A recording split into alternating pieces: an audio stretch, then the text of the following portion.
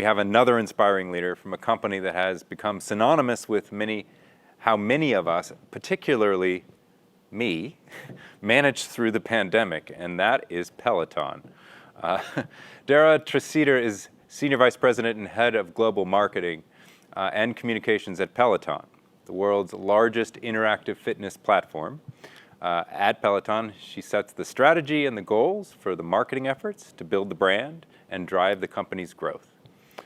She also oversees strategic marketing, consumer insights, strategy, communications, and creative, and previously worked at Carbon, at GE, and many other companies. She also serves on the board of PG&E, which means she must be on a lot of calls about wildfires in California right now, I'm imagining. As a former California native, I always look to the summer with a bit of trepidation. So, Dara, very good to have you with us. Welcome to Signal. Hi, thank you so much for having me. Absolutely. Now, perhaps no consumer brand equates to how consumers change their behavior than Peloton. You became so popular that there was a months-long backlog in ordering your equipment. Can you describe those months of lockdown and how, as a brand, Peloton responded? Yeah, I think one of the things that I love about Peloton, and this really comes, I think, from our incredible CEO and founder, John, is we have a clear North Star. And the North Star for us is putting our members first and doing things to improve their lives. So obviously during the pandemic actually accelerated a trend that was already happening. There's been a move of fitness to the home for a while. And during the pandemic, many more people were willing to join that movement. And so for us, as we were navigating the supply and demand challenges, we kept saying, how do we put our members first? And we kept focusing on things that we could do that could concretely help address that. So I'll give you some examples, because as a marketer, I always like those real examples. One of the things we did was we actually made a $100 million investment in helping our members get their bikes on time. So we took extraordinary measures, because I don't know how many of you are in the consumer goods industry, but there were a lot of closures at the ports, and it was very difficult to get things in. So we started working with our incredible supply chain team to think about what are creative, innovative things to do. And the business was willing to actually put an investment there, which I think, again, was centered around doing the right things for our members. The second thing that we did was we actually didn't do a Black Friday promo. Because we didn't want to accelerate the sort of demand crunch that we were experiencing as people were really demanding the product. And so we said, what is the right thing to do? Put our members first. Let's not have this promo so that people can get their bikes in time. So those are examples of things. And I think that for us as a brand, the core focus is what's primary, what's the most important thing, and then taking actions based on that North Star to make sure that we're pushing the brand and the business forward.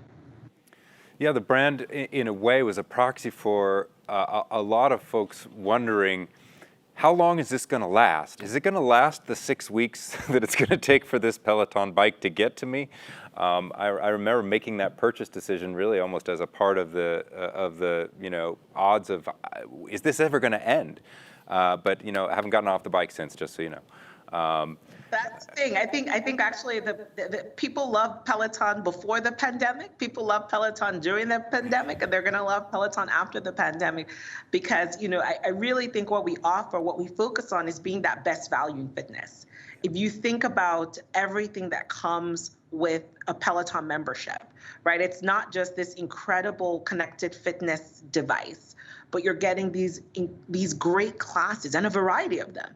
So it's not just cycling classes, but there are boot camps, and there's meditation, and there's yoga. And I think there's so many things that you're able to experience. And so you have that variety. There's strength workouts. So being a Peloton member really allows you to invest in your physical health and mental well-being. And that's why when people become a part of our community, they really experience and say, this is the best value in fitness. So I'm going to invite the audience in the chat on Hopin to put in their favorite instructors, because your instructors, I think, are really the essence of the brand in a way. They are your ambassadors, if you will. They're also talent, right? So you're in the entertainment business, you're in the talent management business. How do you describe what the Peloton brand is? Like, if someone asks who may have never heard of the company, what do you say the Peloton brand is? At the core of who we are, we're focused on improving your life by improving your physical and mental health. And there are many ways we go about doing that. So that's the core of who we are. And the way we do that, we sit at that intersection of media, fitness, and technology, right? And I think that for us, it's yes, there's a big media component to what we do, but I think it's brought to life and activated because of the incredible innovation and technology that we provide.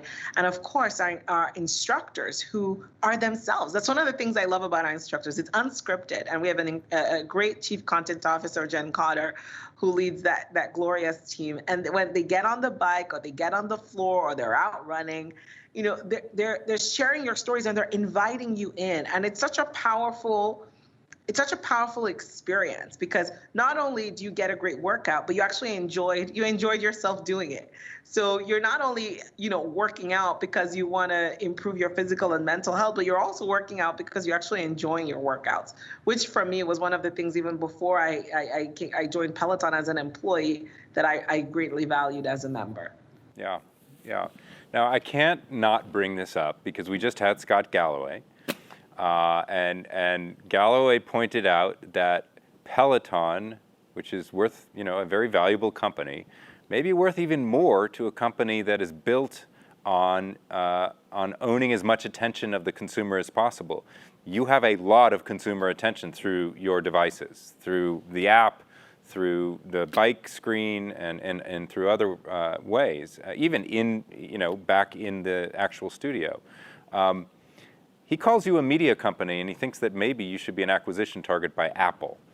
How do you respond to that idea? I think that I don't. But what I will say is that it's a good thing about being in communications. It's like, I don't have to answer that question. Exactly. But what I will say is that, we are, like I said earlier, we sit at that intersection of media, fitness, and technology, right? And we are continuing to find new and innovative ways to motivate you to be active, to be centered, and to be connected. Peloton works. That's just it, right? Once you start, you become a Peloton member, it works. You're able to get that great workout in. It's so convenient. You can take it with you on the go, and you're able to achieve your goals, your physical goals, your mental health goals.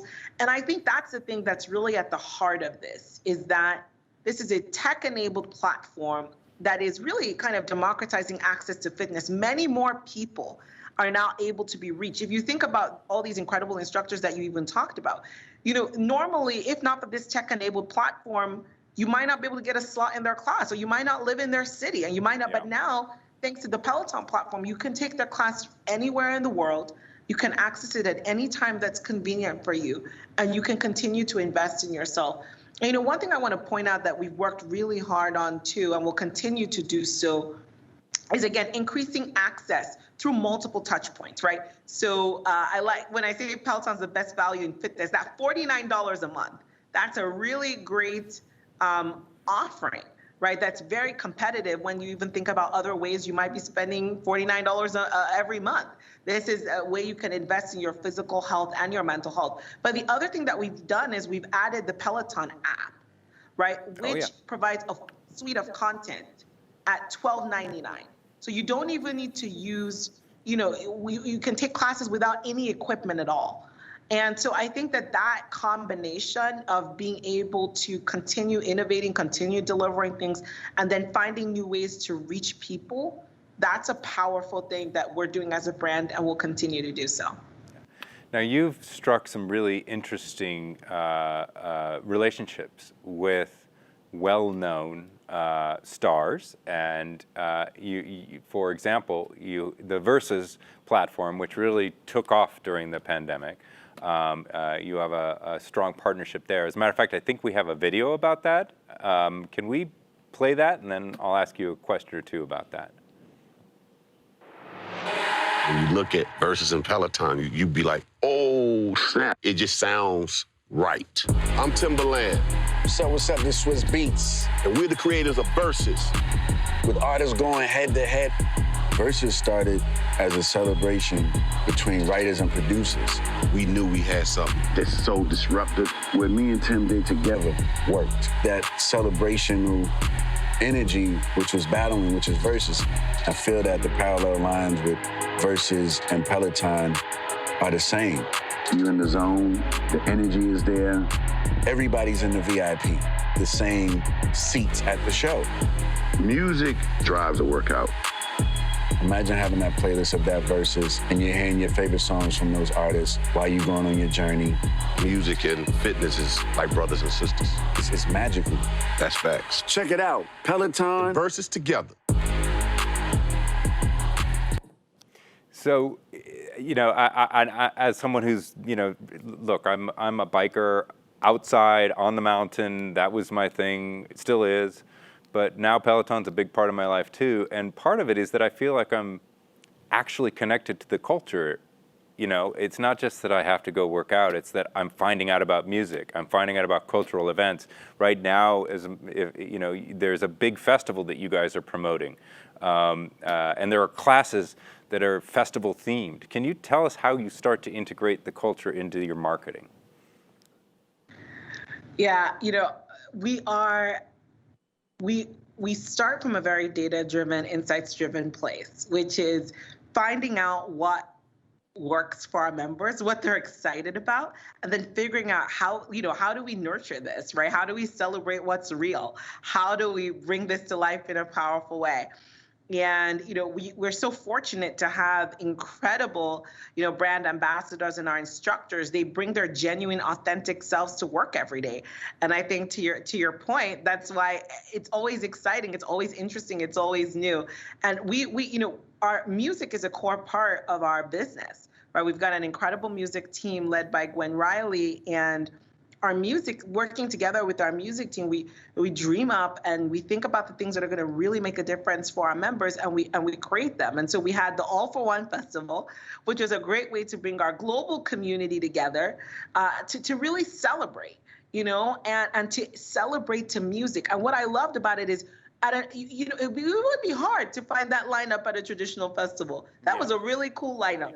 And you could kind of join any stage. And I love that Versus video, because it's true. Everybody's in the VIP, you know, and it's such a wonderful experience. And you can share it and do it with the people in your life, whether you're doing it synchronously or asynchronously, whether they're exactly where you are or you're doing it at a distance. And I think that, you know, that's the thing that I think is so powerful about this, is that connective tissue. And for us, again, it's looking in our member community, finding out what's special about that, and figuring out, okay, how do we turbocharge this, right? How do we take this thing that's real and put it on a big stage? Yeah. Now, these instructors that you mentioned that really do feel like the heart of the you know, of the brand. I mean, I've watched them get mobbed on 10th Avenue in New York. You know, like they're rock stars. And it's the same kind of thing with musicians. It's like this, you know, I got married to your music, or it changed my life. And you hear the same thing said when, you know, Ally Love walks down the street. Do you feel like you're also in the talent management business? And you know, how does one become a Peloton instructor? Is there a manual for that?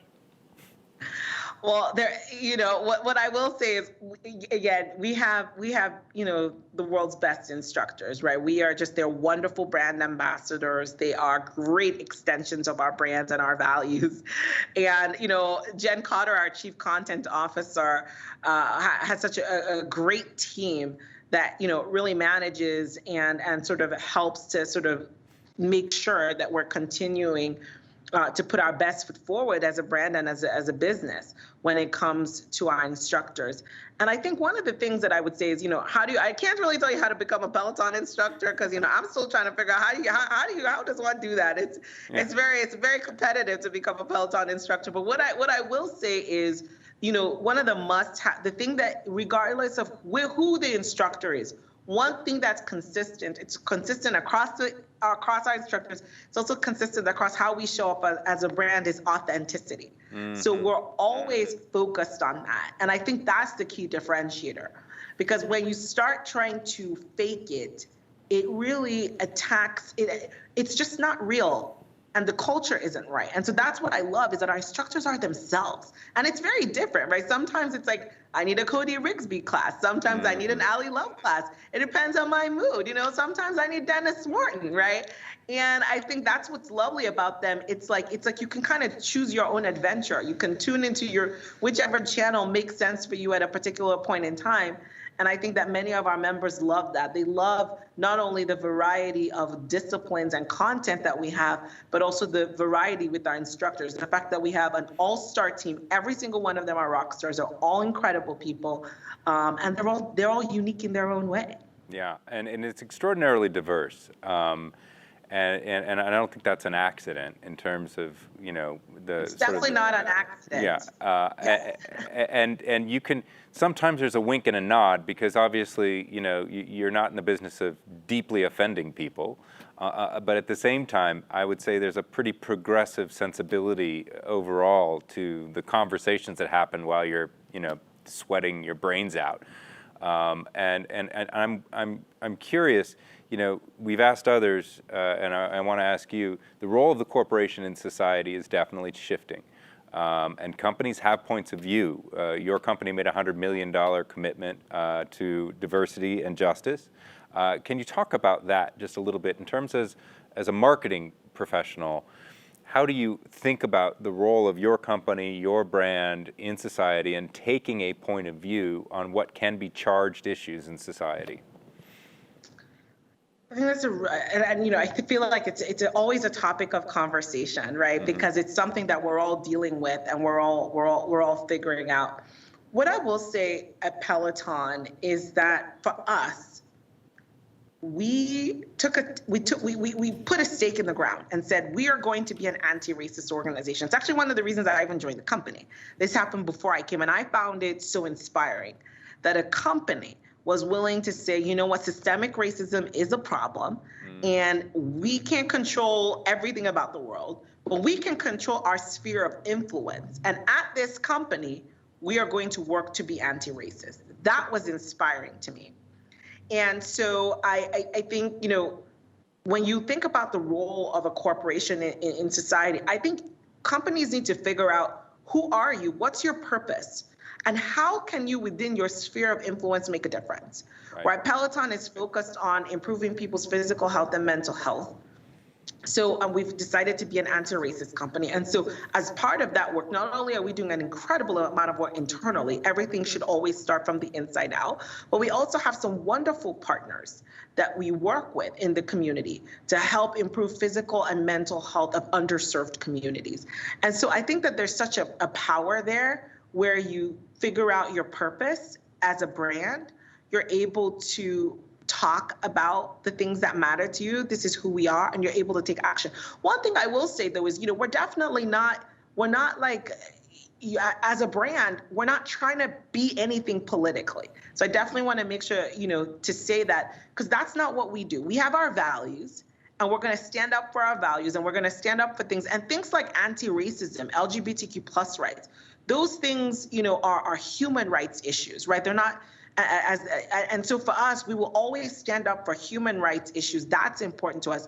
And we're also creating a community where everybody can belong, and I think you would be hard pressed to find a room in the current climate in America where you can find, people riding together. I will tell you, sometimes the people I high five on the leaderboard and high five me back, and I look at their tags, you might wonder, outside of this Peloton community, would we be interacting in such a positive way? Right. And I think that's the thing I love about Peloton. We're focused on making sure everybody feels included. We're focused on joy, and we're focused on making sure that we're improving your lives. And as opposed to, we don't have an agenda. We're not trying to, people come here to escape, and we want them to do so. And we're just trying to be our authentic selves and making sure we're creating an environment where our instructors can also be their authentic selves. Well, here's to that. Dara, thank you so much for being part of Signal and bringing your energy and your insights. And we look forward to seeing what comes in the year ahead for you. Thank you so much for having me. Have a great day. All right, you too.